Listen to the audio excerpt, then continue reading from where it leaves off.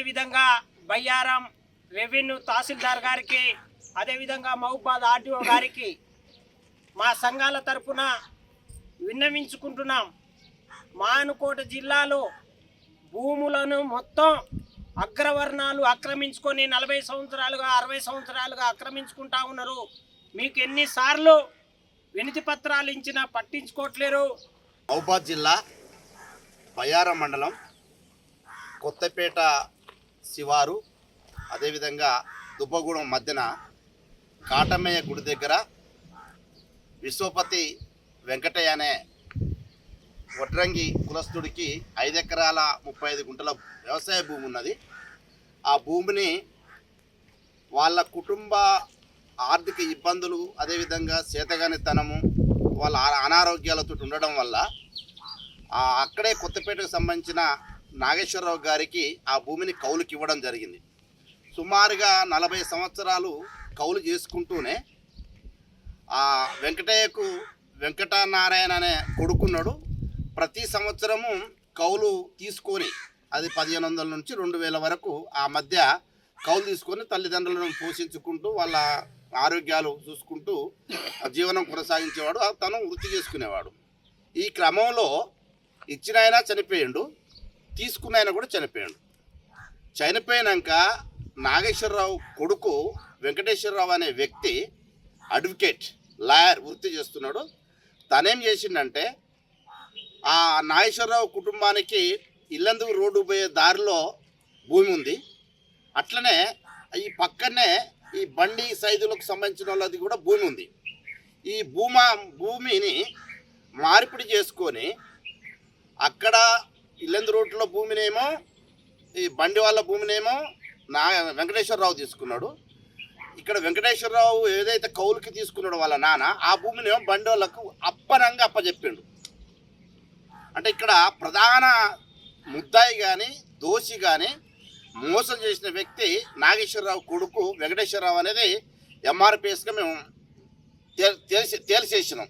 ఇంకో విషయం ఏంటంటే ఈ భూమి నాది నాకు కావాలని చెప్పేసి వెంకటయ్య కొడుకు వెంకటనారాయణ వారి కుటుంబ సభ్యులు సుమారుగా 25-30 సంవత్సరాల కాంచి ఆ భూమి చుట్టూ తిరుగుతూ ఉన్నారు. తిరిగిన ప్రతి సందర్భంలో పోలీసులకు ఇంటిమేషన్ ఇస్తున్నారు, రెవెన్యూ వాళ్ళకి ఇంటిమేషన్ ఇస్తున్నారు. భూమి దగ్గరికి పోతే వాళ్ళు ఆల్రెడీ ఆ కుటుంబం మీద దాడి చేస్తున్నారు. ఇక్కడ ప్రధానంగా ఏంటంటే వాళ్ళేమో వలసపోయి ఉన్నారు. ఈ భూమిని కబ్జా చేసిన వాళ్ళు ఇక్కడ స్థిర నివాసులకు ఏర్పడ్డారు. స్థిర నివాసులే కాదు, వాళ్ళు ఎక్కువ కులపోలు కూడా. కాబట్టి అట్లాంటి సందర్భంలో ఈ వెంకటనారాయణకు భూమి చెందకపోతే వెంకటనారాయణ హైకోర్టును ఆశ్రయించిండు. ఆ తర్వాత ఐటీడీఏ కోర్టును ఆశ్రయించాడు. తర్వాత ఆర్డీఓ కోర్టును కూడా ఆశ్రయించడం జరిగింది. ఆశ్రయిస్తే ఆ కోర్టు ఏం తీర్పు చెప్పినాయంటే ఇది ట్రైబల్ ఏరియా కాబట్టి నాన్ ట్రైబల్ వాళ్ళు ఆ భూమి మీద ఎవరు ఉండకూడదు అని చెప్పేసి కోర్టు తీర్పిచ్చింది. ఈ కోర్టు తీర్పును కూడా స్థానిక ఎంఆర్ఓలు సుమారు ఒక 6-7 ఎంఆర్ఓలు మారారు. కానీ ఎవరైతే పెద్ద కొలుపులు ఉన్నారో, ఎవరైతే భూమిని కబ్జా చేసిన వ్యక్తి ఉన్నారో వాళ్ళకి మాత్రమే ఎంఆర్ఓలు సహకరిస్తున్నారు. నేటికి ఇక్కడ ఇప్పుడు ప్రజెంట్గా ఎంఆర్ఓగా తహసీల్దార్గా పనిచేస్తున్న మరి ఎంఆర్ఓ తహసీల్దార్ గారు సుమారుగా ఒక 200-300 సార్లు వాళ్ళ చుట్టూ తిరగవచ్చు. ఆమె ఏమంటది, నేను మాట్లాడతా, నేను వెక్కడి చేయిస్తా అంటే తప్ప కానీ ఈ రోజు వరకు కూడా వెక్కడి చేయించలేదు.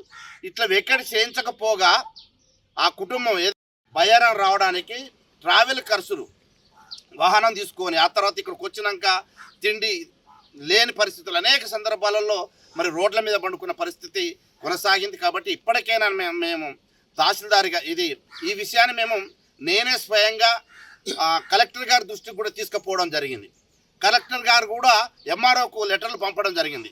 కలెక్టర్ గారు రికమెండేషన్ చేసిన లెటర్ కూడా స్థానిక తహసీల్దార్ గారు విలువను ఇవ్వడం లేదంటే మీరు ఉద్యోగాలు చేస్తున్నారా లేకపోతే అగ్రవర్ణాల వైపు ఉంటున్నారా తెలుసుకోవాల్సిన పరిస్థితి ఎంఆర్ఓకు ఉంటుందనే విషయాన్ని గుర్తు చేస్తూ ఇప్పటికైనా అట్టి భూమిని రెవెన్యూ అధికారులు కనుక స్వాధీనం చేసుకోకపోతే ఎంఆర్పిఎస్ ఎల్హెచ్పిఎస్ తుడుందెబ్బల ఆధ్వర్యంలో ఎవరైతే నిరుపేదలు ఉంటారో ఆ నిరుపేదలలో ఇల్లు స్థలాలు లేని నిరుపేదలు ఉంటారో వాళ్ళకి ఖచ్చితంగా ఆ భూమిని పంచుతాం. ఖచ్చితంగా అక్కడ ఆ భూమి వెనకాల ఆ వెంకటనారాయణ కుటుంబం వెనకాల మరి అన్ని కుల సంఘాలు పనిచేస్తాయి అనే విషయాన్ని ప్రభుత్వాన్ని హెచ్చరిస్తూ ఎంఆర్ఓ గారు తక్షణమే ఆ భూమి మీద బోర్డు బాది ఇది ప్రభుత్వ భూమి అని చెప్పేసి ఆ ప్రభుత్వ భూమిని మీరు స్వాధీనం చేసుకోవాలని చెప్పి డిమాండ్ చేస్తున్నారు. లేని విడల ఖచ్చితంగా అది ప్రజల పక్షం అవుతుంది అనే విషయాన్ని గుర్తు చేస్తూ నా పేరు Guggila Peeraiah Madiga, Mahajana socialist party MRP జాతీయ నాయకులు, మహబూబాబాద్ జిల్లా ఇన్ఛార్జ్.